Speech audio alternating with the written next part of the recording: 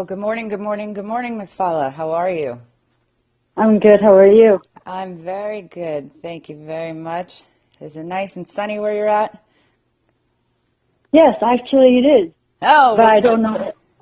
But I don't know if it's warm outside because there's lots of snow out there. So, but it is sunny. Oh, we got 80 degrees today, so we're doing good over here. And That's good. wherever anybody else is listening, I hope they have wonderful weather too. So let's get into this. Let's talk about your badass rocker chick self. Number one, I was grabbed and intrigued because Bon Jovi, Billy Idol, and Green Day are your influences. Being an original Jersey girl, I am the biggest Bon Jovi fan probably in the world.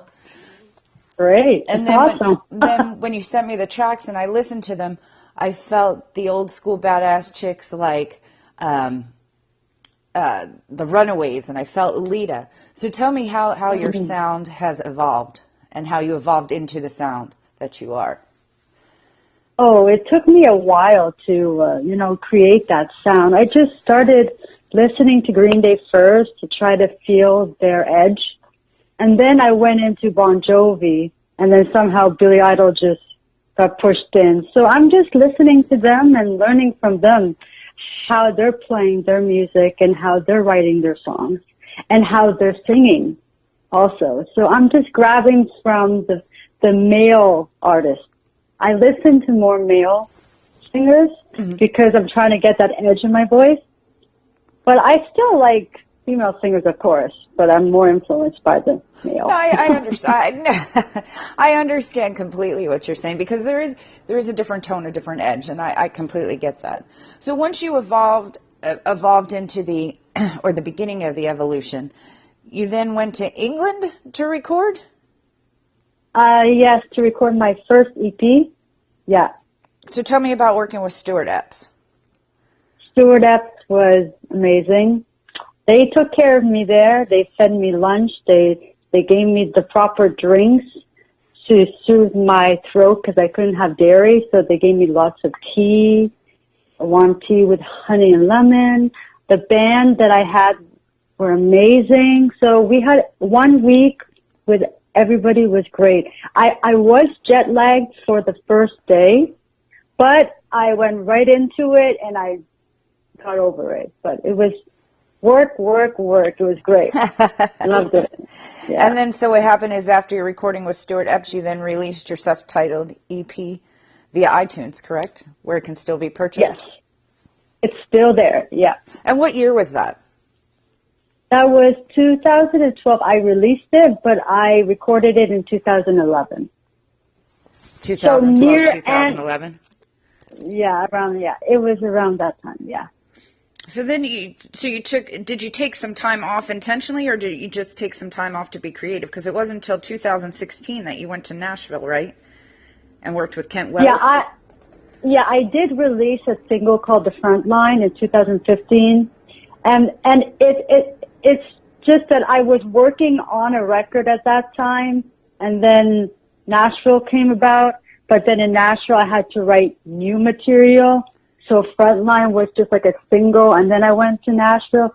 So yeah, I was also writing a lot of songs, but Nashville was incredible. I loved going to Nashville. It's Music City. It's Music City. It's one of my favorite places on earth. Everybody is nice. Everybody's a musician. It's like, some people are even famous and I might not even know them and they're right in front of me, because of the country scene. So yeah. There's a lot of people. If you walk down the main strip there, or even if you go to the Ryman, it's so crazy. Like everybody respects each other's genre, which is, I don't think I've found that anywhere else traveling for music events is as much as everybody respects each other in Nashville. I think it's one of the dopest places ever.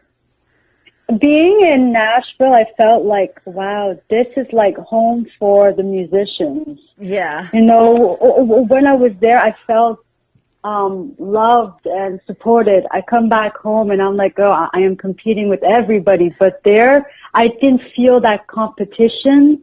Like I didn't feel I had to compete to fit in. They just accepted me. Right. You know what I mean? Right. It's No, different. absolutely. It's very different. Yeah, it's very different. So tell me about what kind of shows you do, what kind of touring you do. I know you're from Canada, right? Ontario? Canada, Ottawa, Ontario. Yeah.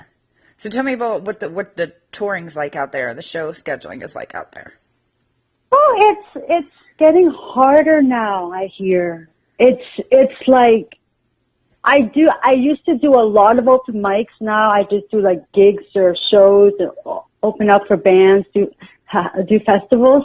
But my gosh, getting paid is so hard. Like they just want you to go there, make the money at the bar, have cover at the door, and I'm like, but cover is if people want to tip you and if they want to give you the money, and it's like, can I just have some upfront payment? You know, Yeah. it's hard, but but in the end, for me, I would like some money. But in the end, I just love being on that stage and getting heard from the people in the room, at least. So, well, I mean, that's one of the greatest things, in my opinion, is festivals, because it opens you up to a whole massive crowd that may not have heard you otherwise. So festivals, it's like a handshaking thing, in my opinion. That's just my opinion. I love the stages at the festival because it's bigger. Yeah. And then the sound just goes out there, outside. It just goes so far. I love it. And what is your dream festival to play? Do you have one? Oh, is it Times Square? New York? Yeah. That's I would love to perform. I would love to perform in New York. Well, just make sure you do it in the springtime, because otherwise it's way too cold. Oh, yeah. Good to know. Good to know. So what's the next step for you? What are you working on right now? Well, I'm actually with a label right now. I just got with the label. So congratulations. What's the name of the label?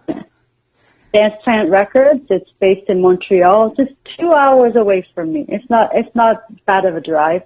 Actually, it's nice. And so what are their plans for you? What are your plans with them? What do you hope to accomplish in the near future? In the near future, I hope to get my songs on some mainstream radio. Well, that's amazing. Do you have new music? When's your next release coming out? Do you have a date or a song that you're planning on releasing? I am actually still writing some new songs, so I don't have anything set just yet. But maybe by the end of the year, maybe. Who knows? Maybe. Well, hey, that's something to shoot for this year. Absolutely. So tell everybody where they can purchase your music, where they can find you. I know you have a website that's self-entitled. So tell everybody where to find you.